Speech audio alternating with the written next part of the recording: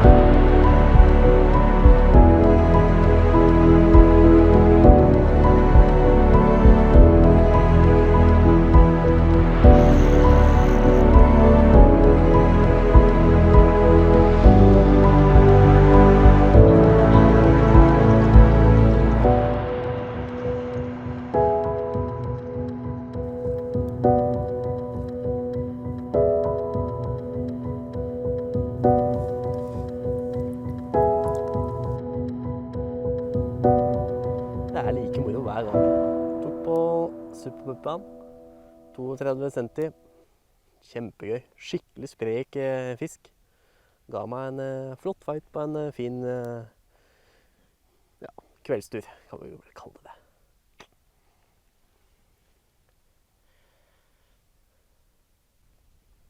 Ja, Øystein. Hvordan går det i guideinen? Ja, den er fantastisk god å sitte i. Ja.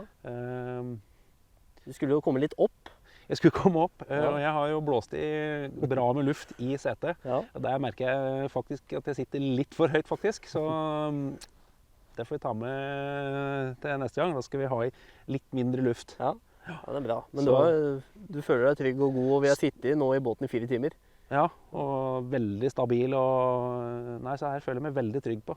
Så det er så langt så føler jeg at dette har vært en veldig god investering. Ja, men det er godt. Så det, og du da? Har du fått noe fisk? Ja, jeg fikk jo en da, på superpuppaen, Ja. den som er der. Jeg vet ikke om vi får zooma inn, men der. Det så ut som fisken ikke var helt oppe og tok, egentlig. Ja, Så det som jeg har lagt merke til i hvert fall i dag, det er at de store, ja. de vaker ikke skikkelig. De er bare oppe, og du ser ryggfinna deres. Ja. Mens de litt mindre er litt mer oppe, da. Så derfor så satte jeg på den superpuppaen. Tenkte å ligge rett under vannflata. Der var det finne oppe der nå. Ja. Og så dro jeg ganske bestemt. Dro, stoppa, trakk, stoppa, trakk, stoppa. Og så smalt den på andre kastet. Ja. Nå kommer den mot oss her nå, faktisk. Så Da kan jeg avsløre at jeg også har satt på superpuppaen. Så nå syns jeg du skal kaste på den. Og så tar du den, og så får du også en fisk. Ja. Så er det en Ja, igjen. det har vært hyggelig. Ja. Kom igjen nå. Det er 5 meter fra beina våre. Ja, Øystein, da er vi på land igjen. Da er vi på land. Det begynner å bli mørkt, så vi får begynne å pakke ned litt her. Ja. Men vi må gjøre på en konklusjon da, når vi først har en test. Det syns jeg. Så da syns jeg vi tar opp tråden igjen på de 3 punktene vi egentlig tester etter. Ja, Og da er det safety first. Altså hvordan føler du deg trygg i båten? absolutt. Båten virker veldig stødig. Ja. Og i tillegg så har den 2 flyteelement.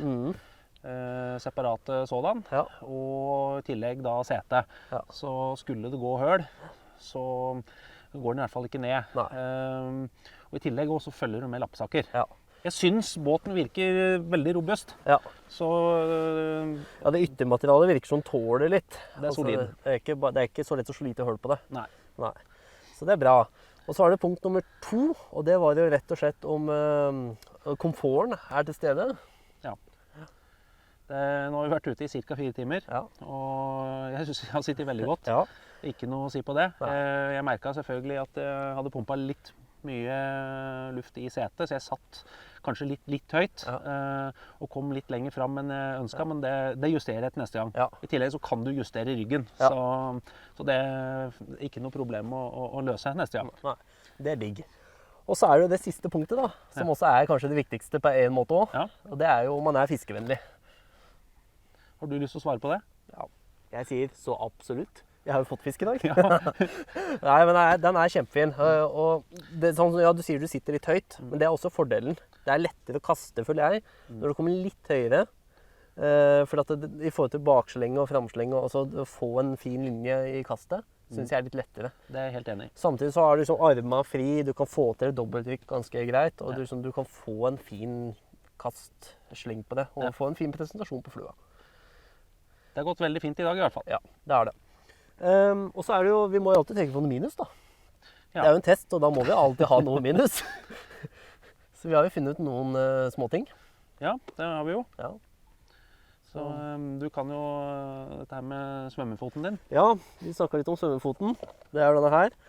Om den rett og slett kunne vært større her, så at man kan få inn skoen inn. Så at det går litt sånn raskere av og på da. Ja. Men vi er ikke sikre på om det er et minus eller ikke.